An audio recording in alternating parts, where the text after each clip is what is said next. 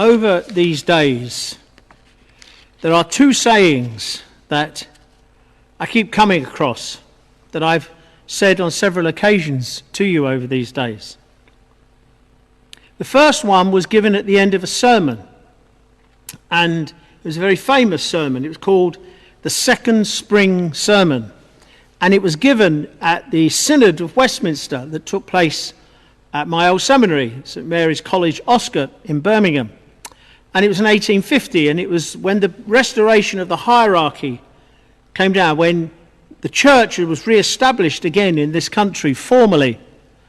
And there were many challenges to face the church at the time, and the bishops came together and they invited a priest, a very famous priest, to preach this second spring sermon.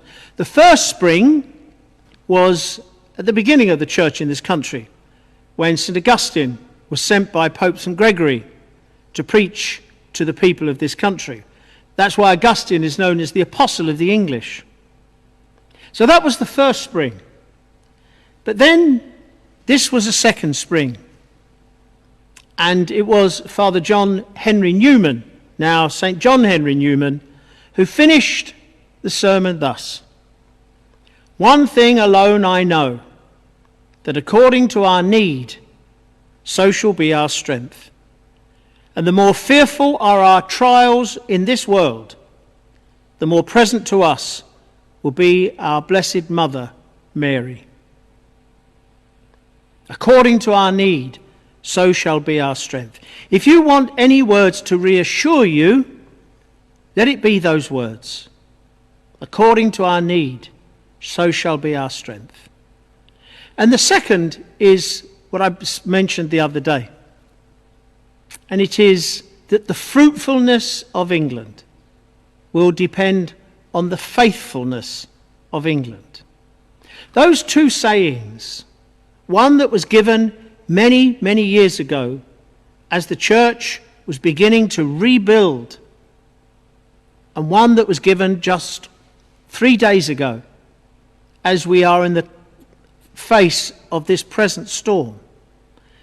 These words, which are faith-filled words, are there to help us and to guide us at this present time. So where does this strength come from? Where can our fruitfulness come from? Yesterday we reflected that our strength comes from our belief in the promises made us by the Lord. And the acceptance of this promise is the cause of our strength.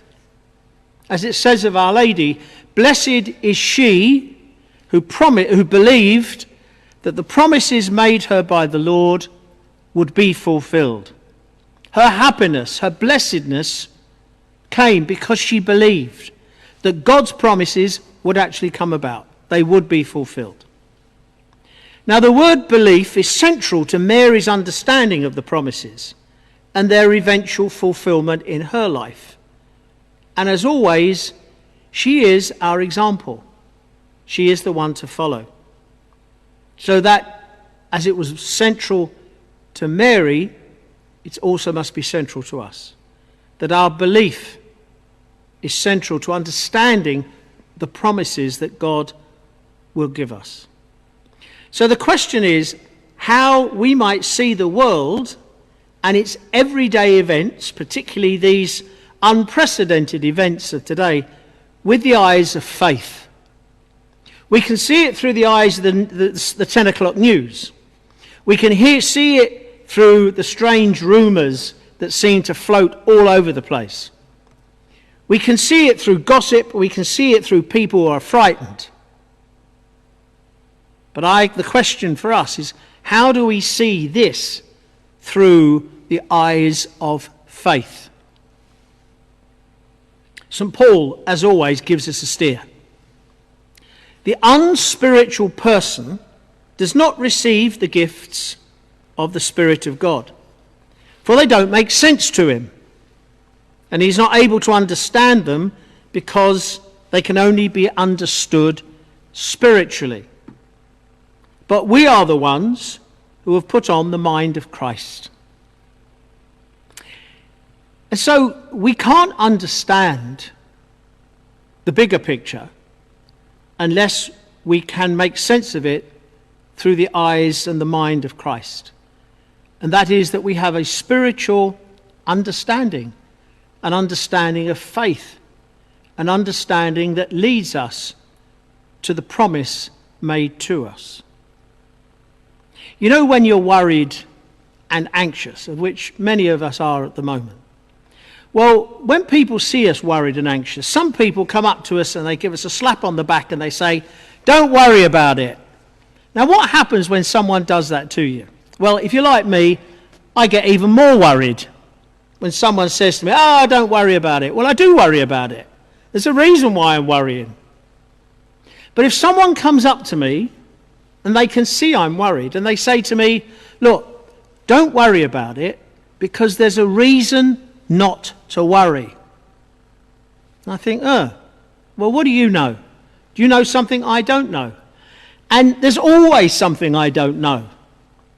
Wisdom is trying to find out what it is, not just depending on my own worries and anxieties. The wise person tries to work out what it is I don't know. And that's a search. And that's a spiritual understanding of the bigger picture. We can have the facts in front of us, but it is the mind of Christ that opens us up to a bigger picture. Today's gospel says this: they fetched stones to stone him. So Jesus says to them, "I have done many good things for you to see, works from my Father. Now, which one of these are you stoning me for?" They answered him, "We're not stoning you for a good work, but for blasphemy. You're only a man and you claim to be God." Now, the tragic aspect of this encounter is that they claim it's fidelity to God. They claim that in their fidelity to God, they refuse to see Jesus, the Son of God, and they do this in the name of God. So in other words, they were just looking at the rules, and they couldn't see that the things that they were professing to be done in the name of God actually was the work of God in the person of his Son, Jesus Christ. They were unable, through the events of their life, to see what was going on because they were not able to put on the mind of Christ. Now, if God makes each one of us a promise, how might these promises be accessed and understood? Well, in the end, it's only through faith. And only through faith, which is about a bigger picture. Something outside of ourselves, something greater than ourselves. Something out there which helps us to understand who we truly are. We can have as many facts as we like, but it doesn't necessarily mean we understand those facts. We're surrounded and overwhelmed by facts at the moment. Medical facts, scientific facts, political facts, economic facts. But the greatest fact, in the end, is what happens inside of myself. And the strength that I have will be to be able to see the events of life, not as just presented to me in one way, but presented through the eyes of Christ, with the mind of Christ. For it is by grace, St. Paul tells us, that you have been saved through faith. And this is not from yourself, it is the gift of God. Because we can't work out faith for ourselves, it's always a gift. And we have to pray for it. We have to ask the Lord to give us that gift. But that gift is always there for the giving. But we have to be open to receive it. If your arms are clasped around you, you've got nothing to receive anything with. If you open your arms, and accordingly if you open your mind and you open your heart, you will be able to receive what our gracious God wishes to give us. And so, in this materially obsessed world, where everything is just about the materials, where so many people are obsessed with just the material understanding of the world, how can we understand what we cannot see? Well, the classic encounter about this conundrum, of course, was with St. Thomas, or as he's unfortunately called, Doubting Thomas. So here's what happened. Now, Thomas was one of the 12, but he was not with the disciples when Jesus came. So the other disciples told him, "We have seen the Lord." But he said to them, "Listen, unless I see the nails in his hands and put my finger where those nails were and my hand into his side, I will not believe." A week later, the disciples were in the house again, and Thomas was with them. And when the doors were locked, Jesus came and stood among them and said, "Peace be with you." Then he said to Thomas, "Put your finger here." Can you imagine what Thomas must have felt like as Jesus takes his finger and puts it into his hand? "Put your finger here. See my hands. Reach out your hand and put it into my side." You can almost Thomas saying, "Okay, Lord, I believe. I believe." Thomas says to him, "My Lord and my God." And then those remarkable words that Jesus says to Thomas, but he says it to us. "Thomas, you believe because you have seen me. Happy are those who have not seen and yet believed." And that's you and me. We haven't seen, but we do believe, and that's our faith. And it is our faith that helps us to understand the spiritual realities of this world. Because there are two realities in our world: material realities and spiritual realities.